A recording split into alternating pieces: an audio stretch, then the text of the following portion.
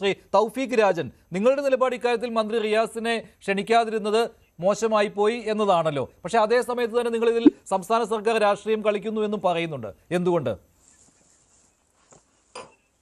അല്ല മഞ്ജുഷേ, ഇത്തരം ഒരു പരിപാടി നടക്കുമ്പോൾ സംസ്ഥാനം ഭരിക്കുന്ന സർക്കാരിന്റെ പ്രതിനിധികളെ രാഷ്ട്രീയം നോക്കി മാറ്റി നിർത്തുന്നത് മര്യാദകേടാണ്. അതിനോട് ഒരു കാരണവശാലും യോജിക്കാൻ കഴിയില്ല എന്നുള്ളതാണ് ഞങ്ങളുടെ നിലപാട്. ബഹുമാനപ്പെട്ട പ്രതിപക്ഷ നേതാവ് തന്നെ ഇത് വ്യക്തമാക്കിയിട്ടുണ്ട്. ഇത്തരം പരിപാടികൾ ആരുടെയും വീട്ടിലെ സ്വകാര്യ ചടങ്ങുകളല്ല.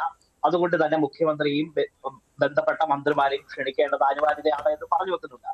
ഇത് പറഞ്ഞു വെക്കുമ്പോൾ തന്നെ ബഹുമാനപ്പെട്ട പ്രതിപക്ഷ ഉപനേതാവ് അടക്കം സമാനമായിട്ടുള്ള നിലപാട് സ്വീകരിച്ചിട്ടുണ്ട്. ഇത് പ്രതിപക്ഷത്തിന്റെ നിലപാടാണ്. ഇത് പറഞ്ഞു വെക്കുമ്പോൾ തന്നെ ഇവിടെ ഒരു പ്രശ്നം പ്രധാനമായിട്ട് ഉയരുന്നുണ്ട് മഞ്ജുഷ. ഈ സമയം എപ്പോഴാണ്, ഈ സമയം എന്ത് അവസരത്തിലാണ് എന്നുള്ളത് ഏറ്റവും പ്രസക്തമായിട്ടുള്ള ചോദ്യമായി മാറുകയാണ്.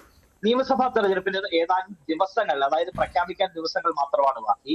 കേരളം ഒരു പൊതു തെരഞ്ഞെടുപ്പിലേക്ക് പോകുന്നതിന്റെ ദിവസങ്ങൾ മുമ്പ് വെച്ചിരിക്കുന്ന ഒരു ഉദ്ഘാടന പരിപാടിയുമായി ബന്ധപ്പെട്ട ഇത്തരം ഒരു വിവാദം സൃഷ്ടിക്കുന്നത് ആസൂത്രിതമായ നീക്കമാണ് എന്നുള്ള കാര്യത്തിൽ ഒരു സംശയമില്ല. ഇത് വരാനിരിക്കുന്ന ഒരു തെരഞ്ഞെടുപ്പിന് മുന്നോടിയായി CPM അനുകൂലമായിട്ടുള്ള ഒരു നരേഷൻ സൃഷ്ടിക്കാൻ CJP സഖ്യവും CPM-ഉം BJP-യും അടങ്ങുന്ന BJP സഖ്യം ഒരുക്കിയ അവസരമാണ് ഇത്തരത്തിൽ ഇന്ന് നമ്മൾ കണ്ട് മനസ്സിലാക്കിയ വിവാദങ്ങളുടെ ഘോഷയാത്ര എന്ന് വേണം മനസ്സിലാക്കാൻ. ഇപ്പോൾ ഇതേപോലെ ഗോകുല് പറഞ്ഞ കാര്യത്തോട് താങ്കൾ യോജിക്കുന്നുണ്ടോ തൗഫീഖ്? എനിക്ക് തോന്നുന്നു അതൊരു BJP-ക്ക് പറയാൻ പറ്റുന്ന ഒരു ന്യായീകരണം അതാണ്. ഇതിൽ ഈ മരുമോൻ എന്നുള്ള പ്രയോഗത്തിലേക്ക് BJP നേതാക്കൾ വരേണ്ട ആവശ്യമില്ലായിരുന്നു. പക്ഷെ ഇവിടെ ഈ പറഞ്ഞ കാര്യം ഗഡ്കരിയുടെ ഓഫീസിൽ നിന്ന് മുഖ്യമന്ത്രിക്ക് ക്ഷണം കിട്ടിയതാണ്. ക്ഷണം മുഖ്യമന്ത്രി സ്വീകരിച്ചു, തീയതിയുമൊക്കെ തീരുമാനിച്ചതാണ്. പിന്നീട് അത് കുറച്ച് മാറ്റിവെക്കേണ്ടി വന്നു എന്നതേയുള്ളൂ.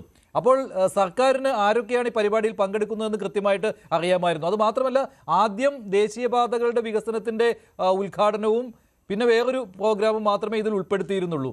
അപ്പോൾ അതിനുശേഷമാണ് ഈ പറയുന്ന MP രാജേഷും മന്ത്രി കൃഷ്ണൻകുട്ടിയും ഉൾപ്പെടുന്ന അവരുടെ വകുപ്പുമായി ബന്ധപ്പെട്ടുള്ള ഉദ്ഘാടന ചടങ്ങുകൾ കൂടി വന്നത്. അതുകൊണ്ട് പിന്നീടാണ് അവർക്ക് ക്ഷണക്കത്ത് കിട്ടിയത്.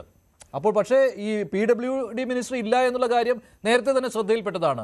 പക്ഷേ അത് കേന്ദ്രത്തെ അറിയിച്ചില്ല. ഇങ്ങനെ ഒരു കാര്യം വിട്ടുപോയിട്ടുണ്ട്, അദ്ദേഹത്തെ കൂടി ഈ പരിപാടിയിൽ ഉൾപ്പെടുത്തണമെന്ന് മുഖ്യമന്ത്രിയുടെ ഓഫീസോ അല്ലെങ്കിൽ PWD മന്ത്രിയുടെ ഓഫീസോ അറിയിച്ചിരുന്നില്ല. അങ്ങനെ അറിയിക്കാമായിരുന്നതല്ലേ?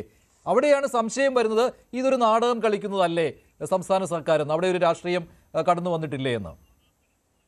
അല്ല മഞ്ജുഷ, ഇവിടെയാണ് ഇത് ഏത് അവസരത്തിലാണ് ഇത്തരത്തിലുള്ള ഒരു രാഷ്ട്രീയ വിവാദം സംസ്ഥാനത്ത് സംജാതമാകുന്നത് എന്ന ഏറ്റവും പ്രസക്തമായ ചോദ്യം ഉയരുന്നത്. നിയമസഭാ തെരഞ്ഞെടുപ്പ് പ്രഖ്യാപിക്കുന്നതിന്റെ ദിവസങ്ങൾ മുമ്പ് ഇവിടെ വളരെ കൃത്യമാണ് മഞ്ജുഷ. ഇക്കാര്യത്തിൽ ഒരു തർക്കത്തിന്റെ സംശയത്തിന്റെയും ഒന്നും ആവശ്യമില്ല. ഇത് CPM-ന് അനുകൂലമായിട്ടുള്ള ഒരു നരേഷൻ സൃഷ്ടിക്കാൻ വേണ്ടി CJP സഖ്യകക്ഷികൾ തമ്മിൽ ഉണ്ടാക്കിയ ഒരു രഹസ്യ ഡീലാണ്. ഇതില്ലെങ്കിൽ ഈ ഗോകുലൊക്കെ പറഞ്ഞതുപോലെ അങ്ങനെയാണെങ്കിൽ മുഖ്യമന്ത്രി ഓഫീസിന് നേരത്തെ അറിയാം, ഇതാ ശ്രദ്ധയിൽപ്പെടുത്താമായിരുന്നു. അപ്പൊ സ്വാഭാവികമായിട്ട് ഇവർ തമ്മിലുള്ള ഒരു അഡ്ജസ്റ്റ്മെന്റ് നാടകം ഇക്കാര്യത്തിൽ പ്രതിഫലിച്ചിട്ടുണ്ടെന്നുള്ള കാര്യത്തിൽ സംശയമില്ല. ഞാൻ മഞ്ജുഷിന് 2 ഉദാഹരണങ്ങൾ ഇതുമായി ബന്ധപ്പെട്ട് പറഞ്ഞുതരാം. അതായത് ഇവിടെ 2022 ഒക്ടോബർ 13-ാം തീയതിയിലേക്ക് മഞ്ജുഷിന്റെ ശ്രദ്ധയൊന്ന് ഞാൻ ക്ഷണിക്കുകയാണ്.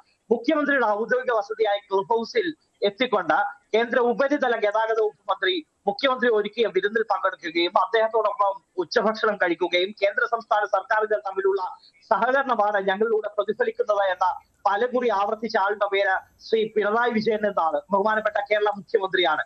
ആ മുഖ്യമന്ത്രിക്ക് മകൾക്കും എതിരെയൊക്കെ ഉയരുന്ന ആരോപണങ്ങൾ അത് കേന്ദ്രത്തിൽ സമ്മർദ്ദം ചെലുത്തി അന്വേഷിപ്പിക്കാതിരിക്കാൻ എല്ലാവിധമായ സഹായങ്ങളും ഒരുക്കുന്ന ആളാണ് ഈ നിതിൻ ഗഡ്കരി എന്ന് പറയുന്ന ആൾ, മുഖ്യമന്ത്രിയുടെ ആത്മസുഹൃത്ത്.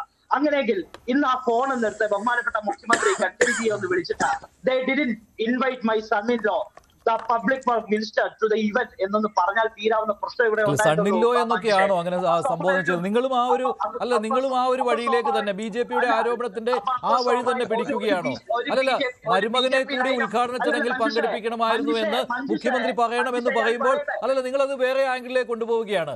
അതാണ് BJP-യുടെ നേതാക്കളും എന്ന് പറഞ്ഞ് രാജീവ് ചന്ദ്രശേഖറും പറഞ്ഞത്. അപ്പോൾ അതേ പാതയിലാണ് നിങ്ങൾ പോകുന്നത്. മഞ്ജുഷ, ഞാൻ ഇവിടെ എന്റെ പൂർത്തിയാക്കാൻ മഞ്ജുഷ അനുവദിക്കണം. അതായത് ഞാൻ വളരെ കൃത്യമായിട്ട് പറഞ്ഞു. ഞാൻ എന്താണ് പറഞ്ഞത്? ഈ പറയുന്ന ഗഡ്കരിയും ബഹുമാനപ്പെട്ട മുഖ്യമന്ത്രിയും തമ്മിലുള്ള ബന്ധത്തെ പറ്റി ഈ പറയുന്ന മഞ്ജുഷിനെ ഏതെങ്കിലും തരത്തിലുള്ള ഒരു സംശയമില്ല. പലതവണ അഭിനന്ദിച്ചിട്ടുള്ളതാണ്.